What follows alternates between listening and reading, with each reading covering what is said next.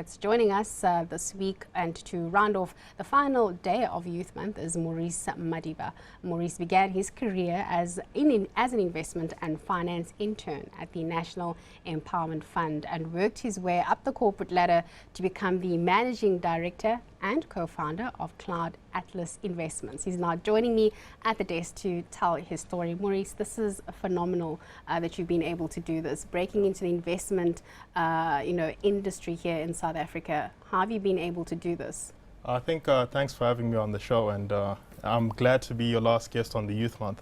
But what we really do is we start off with a vision, and our vision is to transform the way people look at Africa, the way Africa is invested in, the way people perceive Africa. So, that really keeps us going and trying to now realize that vision by starting a business. So that's how Cloud Atlas came about. The name itself came about as a result of the movie. I don't know if you've seen it, but the actions of one generation end up affecting the lives of the next generation or another generation. And I think particularly because of the youth of June 16, 1976, we are here today. Because of the actions that they took. So we are now taking actions to make Africa a better place in the future. Was it hard? It's a business is always difficult to start. And I think in South Africa, surprisingly, is a bit more privileged than other African countries. We've got government financing houses that can assist. But I think one of the hardest things in starting a new business is finding the right team and then access to capital. How do you get access to capital when you're starting off? You've got, you're still starting off, so you don't really have a track record. So are you finding that financial institutions are willing to take a risk on an unknown? As much as people look at Africa as a risky place, the one thing they overlook is investors in Africa are not particularly keen on risk.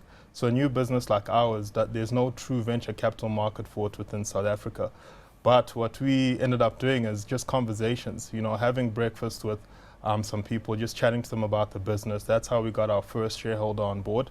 And then the second shareholder came as a result of my involvement with Alan Gray Orbis Foundation. So that's a captive source of venture capital financing that they provide to Alan Gray Fellows.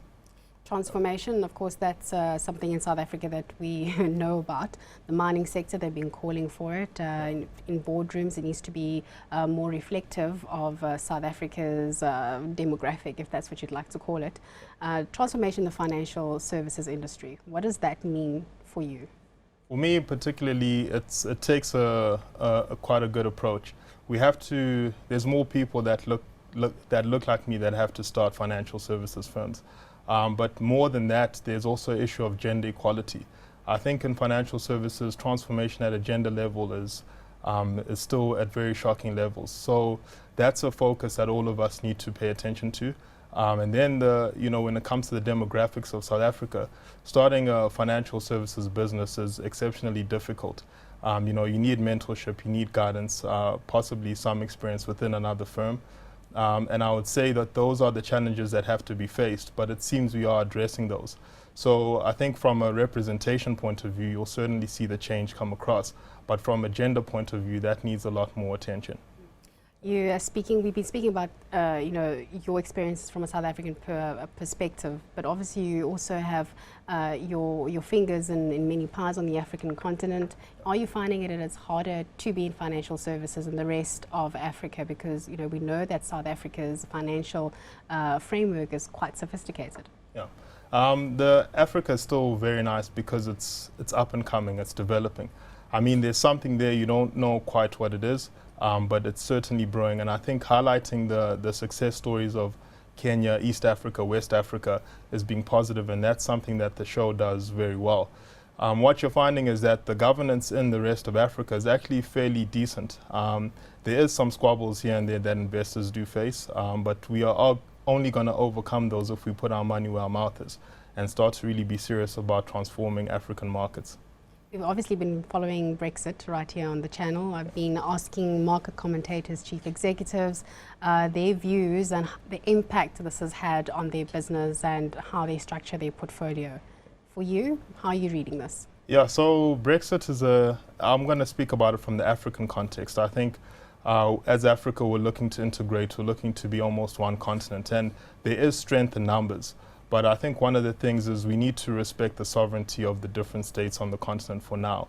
Let the growth story play out, and then when it reaches its finality, start to speak about an African unity, a unified African economy, unified African trading and exchanges, and then free movement of persons. Because at the moment, there's quite a bit of a disparity. So one thing is Brexit teaches us how to look at that. What does that look like from an infrastructure point of view, from a person point of view, from a goods point of view, political and currency. So it's important for us to then learn these lessons now. 15, 20, 25 years into the future, we can start to implement them. The other thing about Brexit is for African markets, it had quite a big effect, global markets. I mean, about trillions of dollars were wiped out in one day. Did we see the same impact and the same movements in the equities markets or currency markets in other African jurisdictions than we have globally? I mean, in South Africa we did see significant moves, but for example, your Kenyan markets or your West African markets. Yeah, there was a slight dip, not as extreme. But the interesting thing is the Nigerian flotation of their currency had a bigger impact on African markets than the Brexit did. So you'll find that South Africa suffered a bit because of the rand's accessibility to international investors, but the rest of Africa is still a little bit quarantined off, if I can call it that. So investors, it was a little bit buffered from the full effects of Brexit. And Friday was a bit of a positive day in some markets. I think Egypt is being on a rally for some time now. Today would be another almost a week that it's been going, and it's been running 3-4%. So it is interesting to see that Brexit was a global event. It does have an impact on us, but in the rest of Africa it was slightly shielded from those effects. Maurice, thank you so much for joining us. Lovely to have you as our final guest here in Closing Bell for Youth Month, and very fitting too.